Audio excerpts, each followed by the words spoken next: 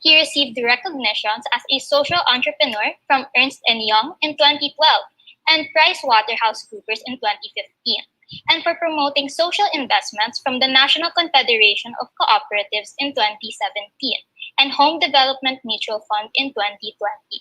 He is also a faculty member of the Ateneo de Manila University in the past 17 years.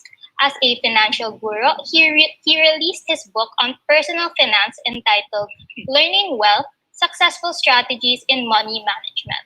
He creates online content that makes financial concepts simple and understandable. He recently received the YouTube Silver Creator Award for receiving over 100,000 subscribers. Let us give a warm welcome to Mr. Vince Rapisura. Hello everyone, and thank you sa mga mga kalaban natin sa Lasal. Kahit na po tayo ay Atenista, ay inimbitahan pa rin tayo para makapagsalita sa inyo tungkol sa financial literacy. Ayan. Okay. So I'll be talking about financial literacy for university students like you, no? And what I would like to share to you are some money tips for young adults like you and practical actions that you can do now so that you can prepare for adulting. Kasi nako, hindi na yata kayo millennials, no? You're already mga zillennials ang tawag ko sa inyo. Zillennials. Ayan. And a lot of you may be asking, ano kaya yung magiging buhay ninyo after college, di ba? Kasi talagang nakakakabayan talaga. Ano ba yung pwedeng mangyari sa atin after college, okay? Ano ba yung mga susunod na chapter sa buhay natin, di ba? What's next? How will you survive, no? Ngayon wala na kayong allowance na matatanggap sa inyong mga parents. Tapos makukuha nyo ba yung mga trabaho ninyo na gusto ninyo? Makakapag-apply talaga kayo at matatanggap sa trabaho na ina-aspire ninyo after graduation. And natatanong din natin talaga, no? Magiging successful ba tayo talaga? And that's actually really a question na parating tinatanong ng ating mga college students. Ayan, okay. At syempre, ang isa sa mga importante din na kailangang tanungin ay, makikita nyo pa ba yung mga kaibigan nyo ulit? Will you ever see your friends and classmates again? Nako, separation anxiety po ang tawag dyan. And what can you do now able to survive adulting, di ba? Katakot-takot na responsibility ang magkakaroon kayo once you step out the four walls of Lasal. Kaso virtual ngayon yung walls natin. Kaya medyo mas mahirap. Okay, so let me start by sharing to you the financial life stages. Okay, so sa financial life stages natin, if you take a look at this, kayo ay mukhang nandito pa lang sa less than 21 years old, which means that you are in the pre-startup stage, di ba? And ang ibig sabihin niyan, kapag kayo ay nasa pre-startup stage, talagang nagsisimula pa lang, no? Hindi pa nagsisimula ang inyong financial life. And that means actually parang advantage yan now that you will be hearing what I'm about to tell you, because you will have a head start when you prepare for your finances when you step out, no? When you graduate. Hopefully, makagraduate talaga kayo sa Lasal, no? Kasi alam ko marami atang sa batch ng sister ko, parang sabi niya ay marami namang gumagraduate pero marami din na-delay. Ayan. So, sana hindi kayo matulad sa mga na-delay. Okay? So you are here, no, at the pre-startup stage, and nagpo-progress talaga yan. But I'd like to focus on you here, no? Wala pa kayong passive income, which means income that is income that you earn even if you don't work. Pero that's understandable kasi pataas pa lang naman yan ng pataas as you move along your financial life stage. Okay. So here are some of my tips for young adults. Number one is to embrace who you are. So kailangan nyo po talaga na yakapin at tanggapin ang inyong sarili, no? Sa tingin, ilang taon na ako? Sige nga, i-chat nyo nga. There are about 64 participants out there sa atin ngayon dito sa Zoom natin. Hulaan nyo nga kung ilang taon na ako bago ko ipakita kung ilang taon na ako. Ang makakahula ng aking edad ay papadalhan ko ng libro. Ayan, no? I have a book here. It's Learning Wealth, Successful is in money management. Nyo ang aking edad, bago ko ipakita, ay, wow, ang taray naman, 28 talaga, thank you very much. 28, 31, 32, 30, 35, oh my God!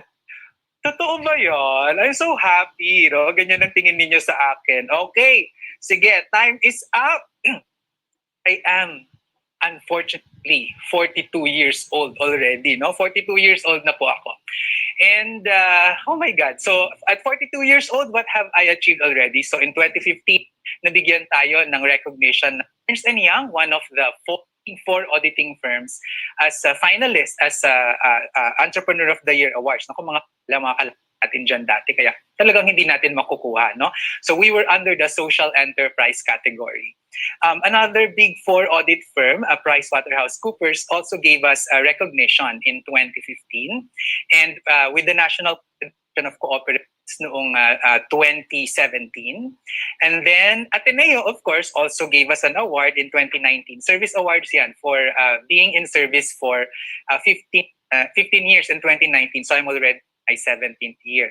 Ang SSF bigyan ng parangal bilang ulirang empleyado na nagbibigay ng maayos na benepisyo ng employees natin. We have 5 corporations under our group of enterprises. And Pag-ibig also gave an award. Ito po yung National Savings Program natin. At gaya nabanggit natin kanina, no, ang pang-millennial, zillennial na award. YouTube gave us this one, okay? The Silver Button Award. Ayan, kaya ko pa palang makipag-sabayan sa generation ninyo. Anyway, but before all of that, you know, I was also like you. Naging bata. Nakakagulat pala kung pagkatabi mo yung yung malaki mong picture.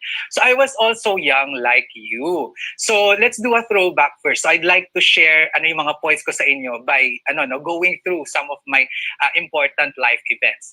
So this is me celebrating my first day in 1979. Okay? And this is me also, grade 1 picture ito. And I'd like me, ayan, yan ako nabilugan. So para mas makita ninyo, ilapit natin. Ayan, para mas makita nyo. Yan ako, no? Cute, di ba? Di ba? Mighty Kid. Hindi ko alam kung alam niyo yung brand na yan. Pero if you observe how I was, during that time, meron na kayong makukuhang clue, no? Sa kung ano talaga yung aking pagkatao. Kasi lahat sila ay naka-straight, pero ako po ay naka-ganyan. Di ba? Makikita ninyo. Ayan, no? So clue na yan, di ba, sa embracing yourself, no? This is my first drink with my dad, pero tignan nyo yung kung paano yung kamay ko, no? Maaga pa lang talagang pumipilantik na. So, hindi ko naman po yan tinatago, no? I'm a very proud member of the LGBT community. And what I am today and what I have achieved today is largely because of my struggles as an LGBT member, and also yung pagtanggap ko sa sarili ko, no? So, yun. At a very young age, I think this was about 12 or 13 years old, I was assisting my family members sa aming family. So nabibigyan ako nila mama at papa ng responsibilidad na magbilang sa kaha, kung magkano ang sales, or magbayad, magpasweldo sa mga tao, no? And I graduate, ay valedictorian ng slide. Pero ako din po ay ang core commander at that time. So sa class namin. So imagine niyo yung buong batch, Becky, pero core commander, no? So talagang wala kung anong kasarian mo, pero way you are able to hold your deliver responsibilities, no? This is also me at 21. It was I graduated at the Ateneo with a degree in business management, no? So meant ako dyan. And like you, I also felt awkward. So may mga panahon talaga na, oh my God, ano ba ako? Becky ba ako? Lalaki ba ako? No, tinry ko mag-girlfriend ha, pero one time yung girlfriend ko, gusto niya akong halikan, hindi ko talaga kaya. Sasabi ko, no! Di ba? Pero part pala yun ng buhay. It was so awkward but I had to undergo that to really discover who I am para i-embrace kung sino ako. And that would be very, very important in terms of finances. Kasi syempre, kapag tinanggap mo na yung sarili mo, hindi mo na kailangang patunayan yung sarili mo sa iba. Imagine, had I accepted my at ganun pa rin ako, nagpapanggap pa rin ako na nag-girlfriend, pero at the same time, meron akong boyfriend. O di ang gastos nun, dala-dalawa. Pero ngayon, dahil ako ay tinanggap ko ang aking sarili, stick to one lang. Mas mura, di ba? Tapos ako pa yung binibigyan. O di ba? May earnings pa pag ganun. Ayun. I also struggled with my sexuality. Actually, sa inyo ngayon, medyo mas madali na, di ba? Kasi mas open ang inyong generation. And I'm really, really happy your generation is growing up to be way. And like you, I also wondered how my life would be like. Yung actually where I am now, hindi ko ma-imagine nung bata ako na mararating ko pala yan, no? Parang yung imagination ko before was shorter, tapos yung na-achieve ko ngayon was even bigger than what I had imagined before. So why am I saying this? I'm saying this because okay lang yan. Nagsisimula tayo lahat. Ang mahalaga ay we start from somewhere and we start with a strong foundation by accepting yourself and loving yourself. No? So kailangan talaga yan. You have to accept and love yourself. Okay, and when you do, you have happiness and peace. Diba? Kapag tatanggapin mo yung sarili mo ay hindi mo kailangang maghanap ng iba para sumaya ka. Hindi kailangan ng iba para makumpleto ka. Kasi ikaw mismo, kumpleto na. Yung mga darating lang sa buhay mo ay bonus. Okay? And with that, you peace of mind, no? And wala talagang walang kapalit yung himping ng tulog na parang sanggol. Okay? And when you also accept yourself, you are able to set your priorities in life, di ba? Masasabi mo na, mauuna ito, pangalawa ito, pangatlo ito. Kasi nga, kilala mo yung sarili mo. Hindi ka lalabas sa nakasama ang mga kaibigan mo dahil may pinag-iipunan ka. Hindi ka gagastos, no? Or hindi ka bibili ng magarang cellphone, no? Para lang mayroon kang sa mga kaibigan mo. You don't need to do those if you know yourself and you are able to set your priorities in life. Kasi hindi ka mapapagastos to prove yourself to others. And you know what I realized dati pa parang, di ba nag-iisip ka na kung sino yung i-impress mo. Pero yung mga taong pinag-iimpressan mo na tina-target mo na mai-impress sa'yo, unang-una, wala lang pala yun sa kanila. Tapos, pangalawa, parang it's really a waste, no? Kasi parang sa kanila wala lang yon pero sa'yo, big deal, di ba? So, really, it's really very important that in finances, you really have to know yourself and you have to accept and love yourself. Okay? So the second tip that I want to make to you, to give to you is to make a plan. O, ayan ha, color green yan ha, hindi yan color blue. Yung damit ko lang yung blue, pasensya na.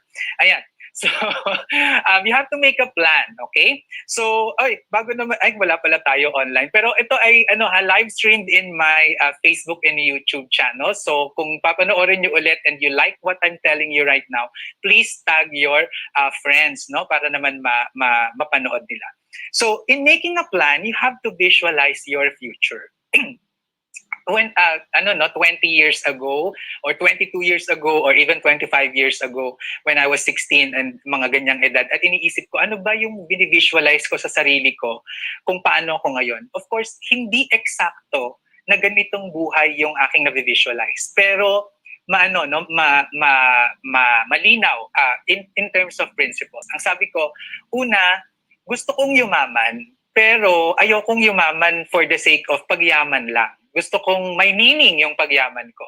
So nakakatulong pa rin. Hindi katulad ng mga ibang mga tycoons dyan na walang walang pakundangan kung mag-profit at hindi na tumitigil sa kanilang profitability, walang satiation sa kanilang profitability.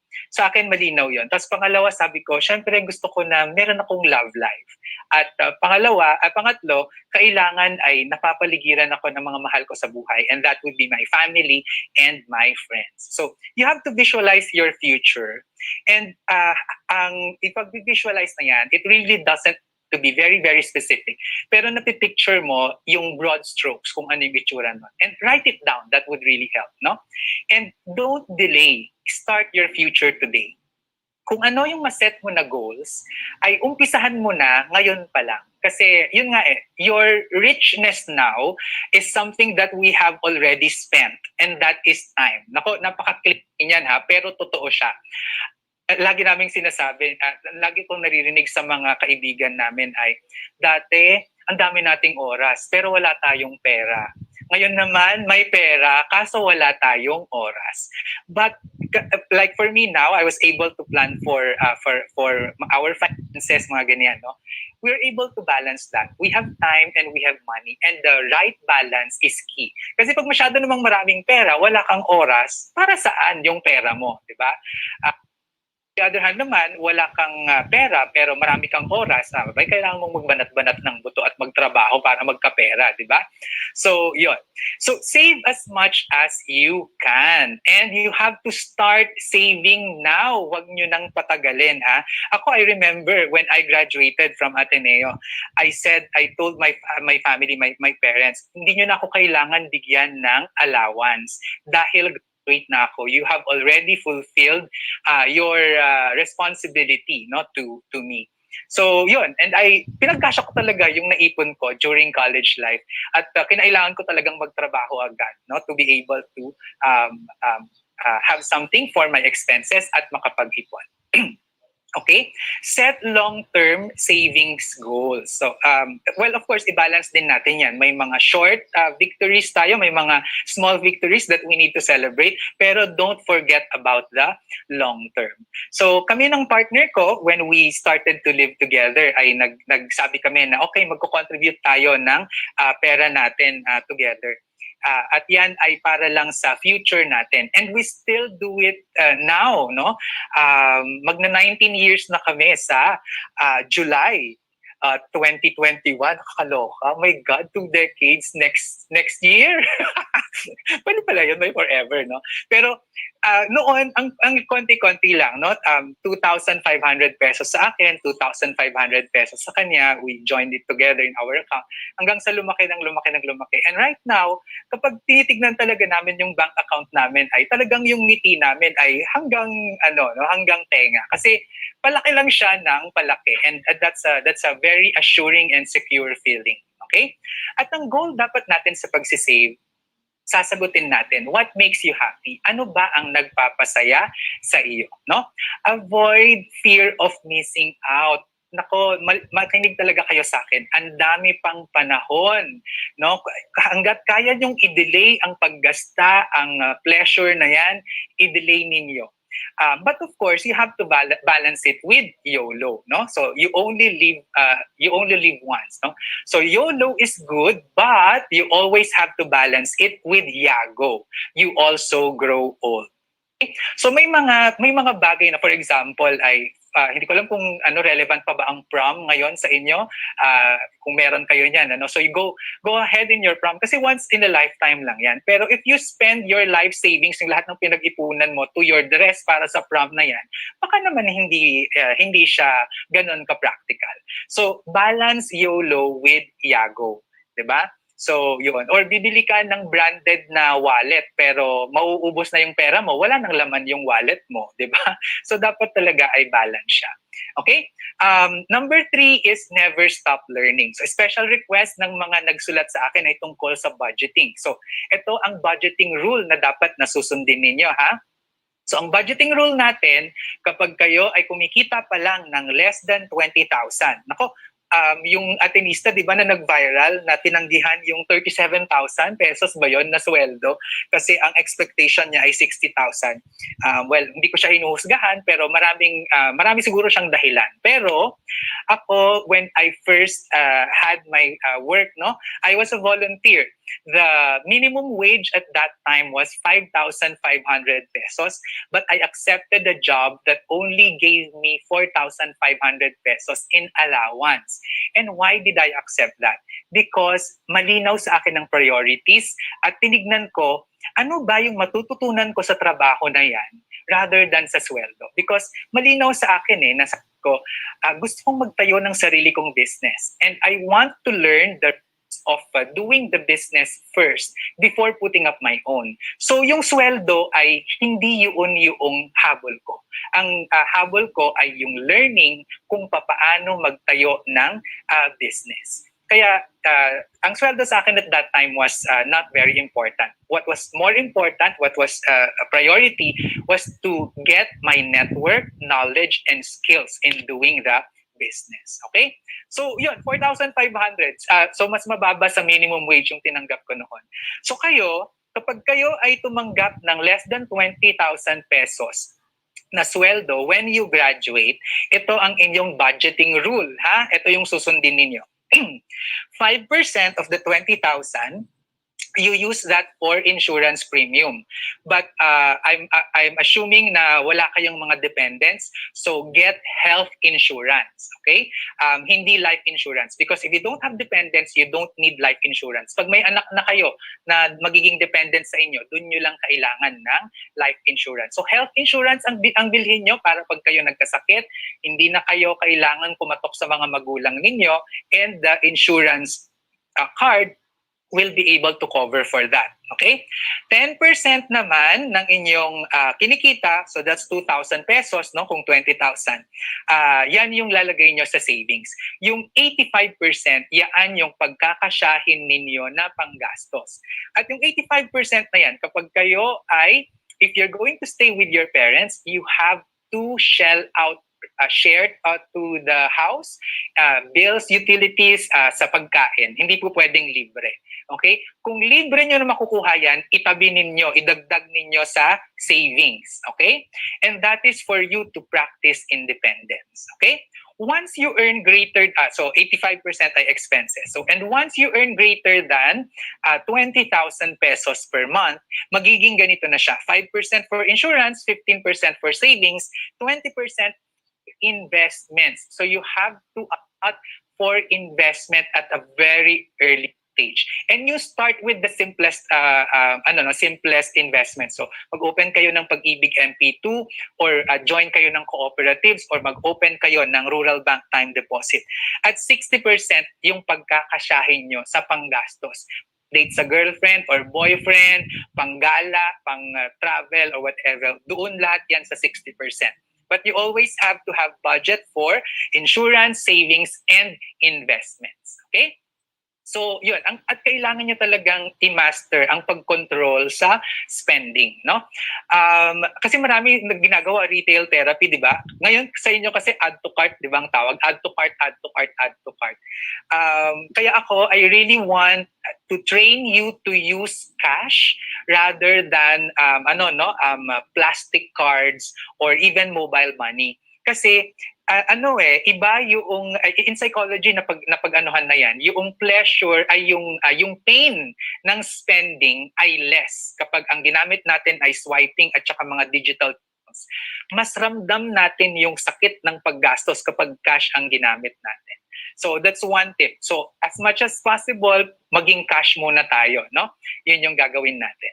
Okay, and then you also have to create your passive income. And passive income, ako, no, it was very early for me. Ang una kong naging passive income ay interest from time deposit. And then at 26 years old, I had my rental property. Tapos other passive income would be capital gains, royalties, pension, no? So yun yung mga, and dividends also, very important din pala yun. Okay? And then you also have to know about time value of money. That the peso you have now is is more has higher value compared to 1 peso that you will have after 10 years. Magkaiba yon because of inflation. So you have to understand what time value of money is, what net present value is, what future value is, and what present value is. Okay? Because time is literally gold, no? Ako, sa totoo lang, bibili talaga ako ng oras kung nabibili yan. Unfortunately, hindi talaga no? Kaya, you also have to think na yung mga oras na ginugugol nyo sa mga kabulastugan with your friends is time spent that you can no longer recover. Baka naman po pwedeng yung ibang time dyan ay gamitin ninyo into a more productive activities so that you can have more earnings and you can save and invest. Okay? You also have to learn about bookkeeping, lalong-lalo na kapag kayo ay mag-business. Paglilista lang, pag-journal ng mga lumalabas at pumapasok na pera, very basic na yon. Tapos, tinanong sa akin, credit cards. So, very important yan. You should know how credit works kasi yan ang isa sa mga malaking preno sa ating pag-ariba sa financial independence. Okay? So you have to be very careful with credit cards, no? My rule is you are only allowed to use a credit card if and only if you can pay that credit card in full.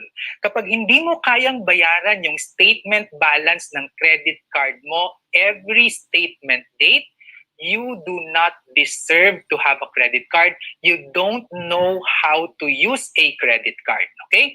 Never carry a balance in your credit card. Dapat kapag anong lumabas dyan na due, mababayaran mo siya at zero balance ulit siya. No? So, ganun ang gamit ng credit card. Credit card is not a good source of credit because it is very, very expensive. Okay? So, yon. And then, tinanong din sa akin, ano ba yung debit card? No? So yung credit card, kumuutang ka doon. Yung debit card is actually, imagine your ATM that you can use as a credit card, but when you swipe it, ang mababawasan yung savings account mo. Now, marami ang nagpupush na gumamit tayo ng debit card online. Please avoid that kasi napakalaki ng security risk. What's the difference? Kapag kasi kinaskas mo, ginamit mo online ang credit card mo at fraudulent yung activity, no, na phishing ka or na whatever ka, may credit card company na sasalo noong risk bago ikaw. Okay? Kapag tayo kasi dito sa kapag sa debit card ang tinignan natin, diretso yan agad na makukuha dun sa bank account natin. At walang walang incentive yung bangko na tulungan ka para bawiin yung pera mo kapag nagkaroon ng online problem doon sa transaction mo. So never debit cards online. And also never use credit card, never swipe your credit card. Okay? So wag natin siyang isa-swipe din. So kahit na kahit na personal natin siya na nakukuha, 'di ba? Yung kunwari punta ka sa store tapos isa-swipe mo yung debit card mo. It's not safe kasi yung debit card mo diretso na yan agad doon sa savings account mo. Okay? So the only time that you use your debit card is when you withdraw in ATMs. That's the only time that you use it. Okay? So, to protect your identity and to be secure with your transactions, use debit cards. Kapag online, kukuha ka dapat ng credit card para meron tayong layer of risk, pero you only use it kung kaya mong bayaran in full. Kung hindi mo kayang bayaran in full, ay dapat hindi mo yan ginagamit. Okay? So, very practical yung mga tinuturo ko. Sana ay matutunan ninyo. So, just to summarize, mga action points na gagawin ninyo. So, here are your action points. Number 1, open a bank account. And I would suggest na mag-open kayo ng account din sa mga cooperatives, because when we open accounts in the cooperatives, we help the local economy. Kapag mga commercial banks kasi, naku, yung mga tycoons ang natutulungan natin. Ang dami-dami ng pera ng mga yun, di ba? Also, get information about your household expenses. Talk to your mom, talk to your dad, talk to your sister, your brother, no? At tanungin nyo ano yung, makialam kayo ano bang ginagastos, magkano yung ginagastos pang grocery. Naku, magugulat kayo kung magkano, no? So that you get a sense of how much you will be spending kapag kayo na mismo will stand on your own. As early as now, I suggest that you apply for your TIN number, tax identification number, with the Bureau of Internal Revenue. Kumuha na kayo ng SSS Pag-ibig at saka PhilHealth numbers ninyo para kapag kayo ay mag-apply for employment, ready na ang documents. Okay? Tapos, i-cut nyo na yung credit card extension. Kasi hindi siya magandang hindi siya magandang security, hindi siya magandang practice for you to build your own financial habits. It creates dependence. Okay? Research on employment prospects as early as now. Ano ba yung gusto mong maging after? So if it's employment, mas madali mo siyang mata-target kung ano yun, kung gusto mo talagang to go up the corporate ladder. Pero kung gusto mo na you want to put up your own business, I suggest that you get employed from a similar business so that you learn how it works first before putting up your own. Okay? And then, of course, build your network, own your relationships. Yung mga ka-chat nyo ngayon, ay nako, magiging engineers, doctors, or kung ano man sila in the future, magiging manager, kami nga, yung sa kabatch namin ay di ba, naging senador, di ba? So, you never know, no? Yung mga kabiruan mo lang ngayon ay nako, baka maging congressman yan or kung ano man.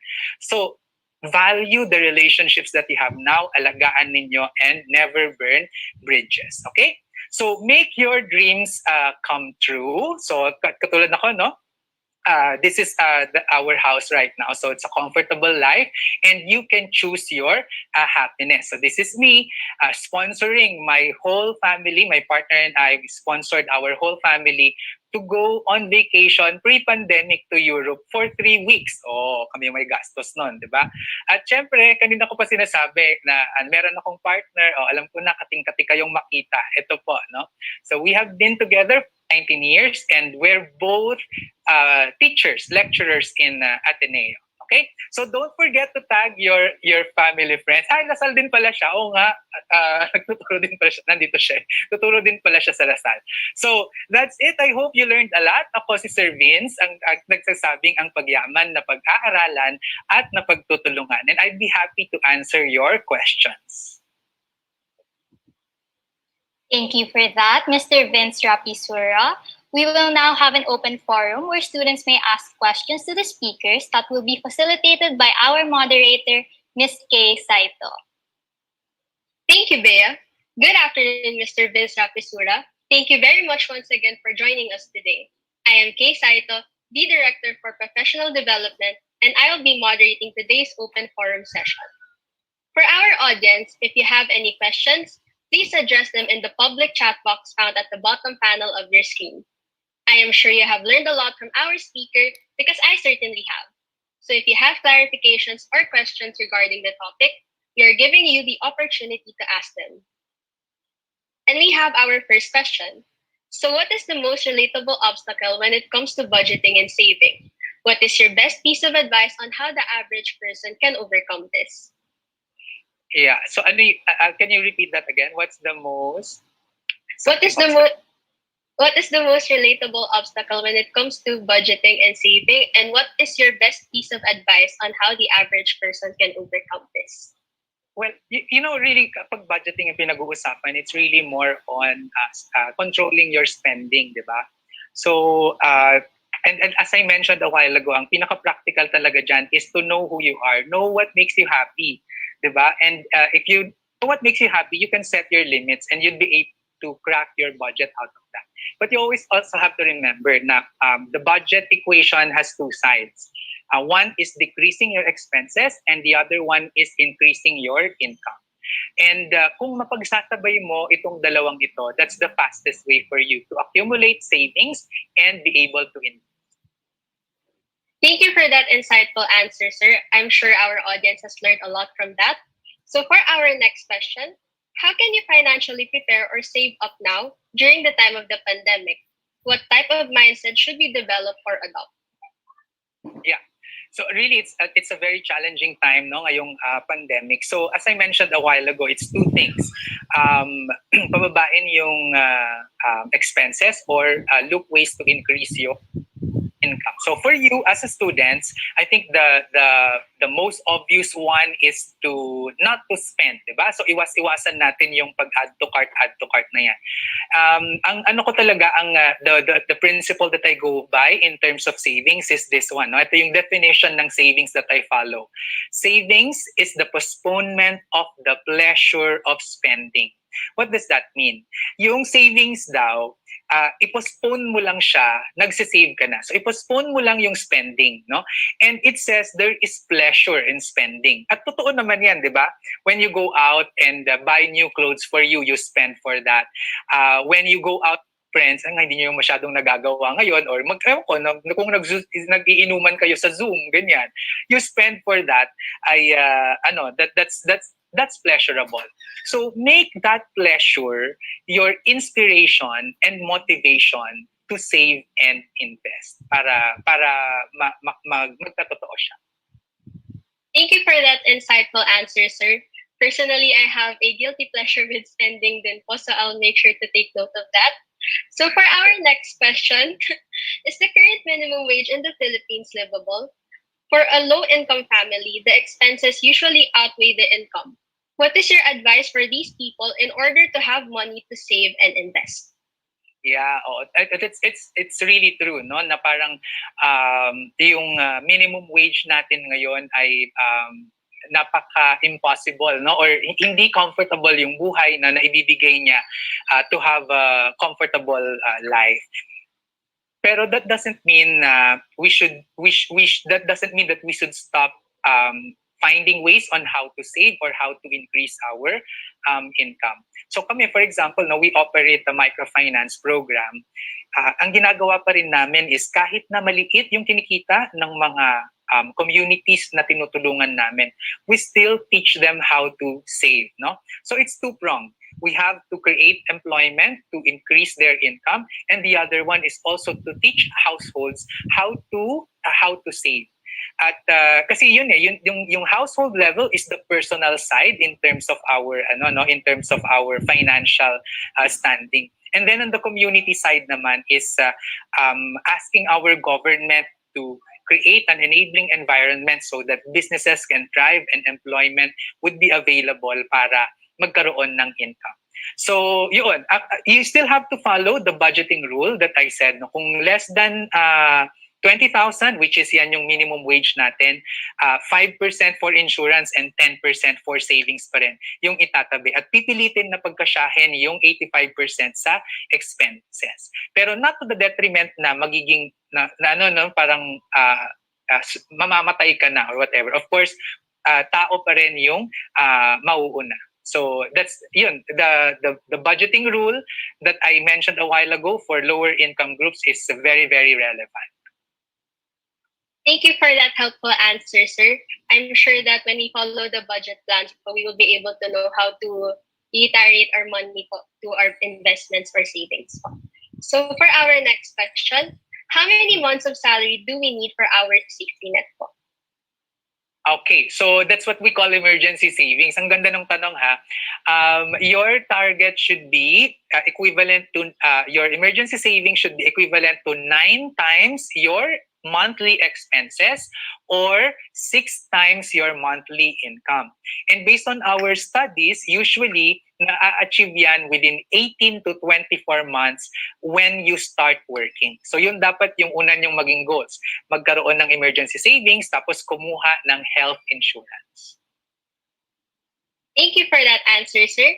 For our next question, what should we prioritize first? Emergency fund or investments po?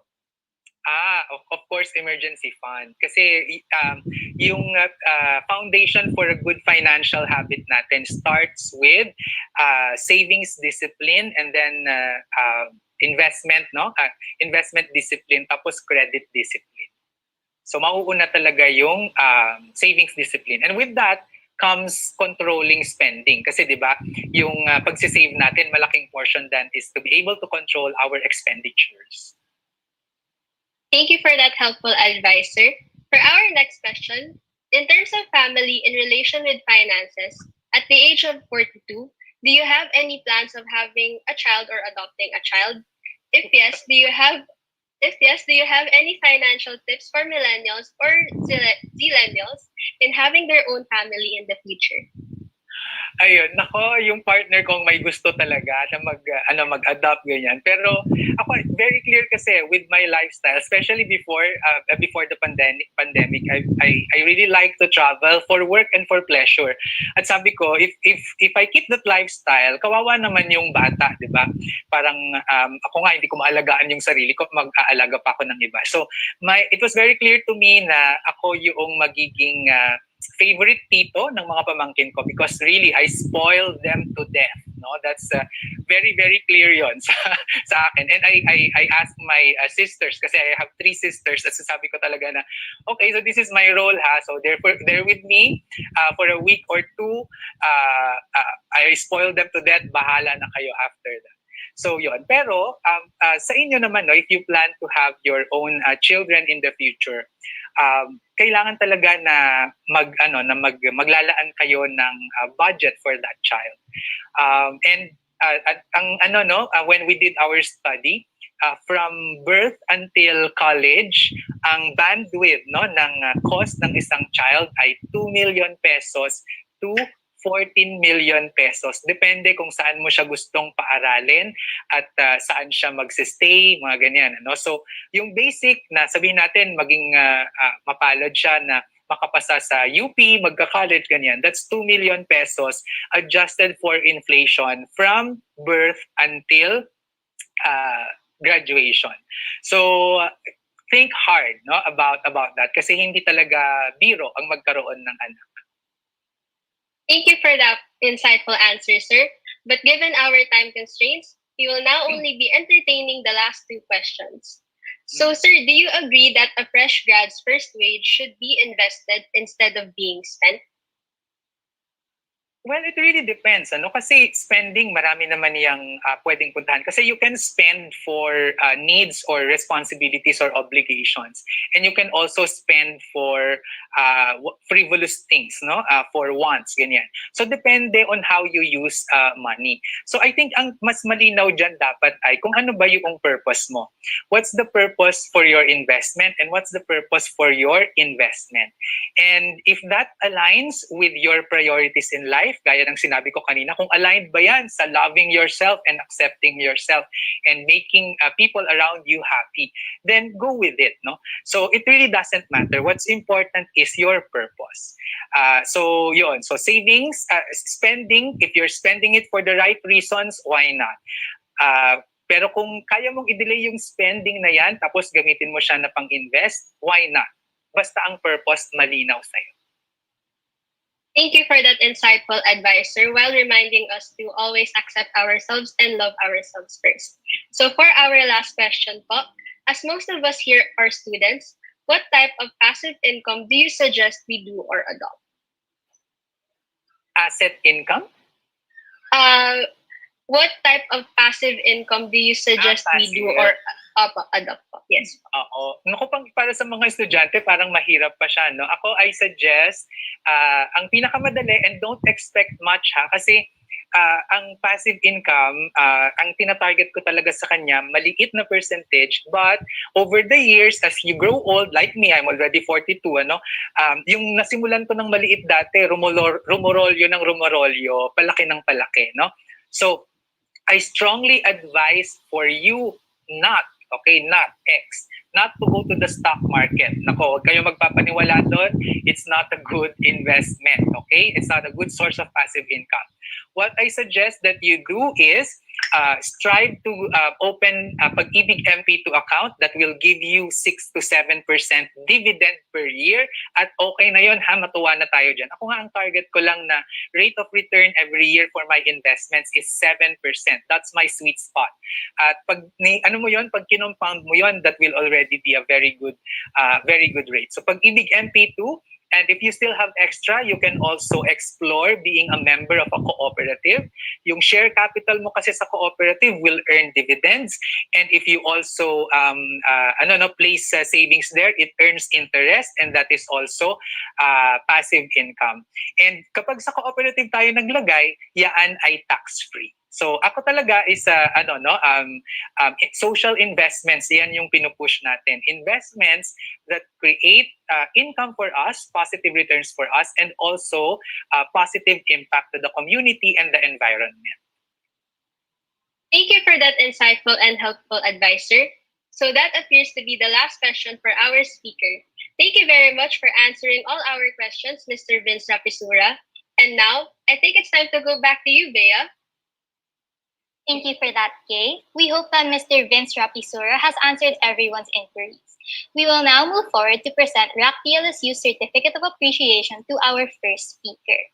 This Certificate of Appreciation is awarded to Mr. Vince Rapisura in grateful acknowledgement of the noble sharing of his time and expertise as a guest speaker in Polaris Navigating Financial Literacy, held on May 14, 2021 at Manila City, Philippines. Signed by Ayla Arellano, President of RAC DLSU, and Dr. Crisanto Regadro Jr., Faculty Advisor of RAC DLSU. May we request for a photo with you, Mr. Vince Rapisura? Sure.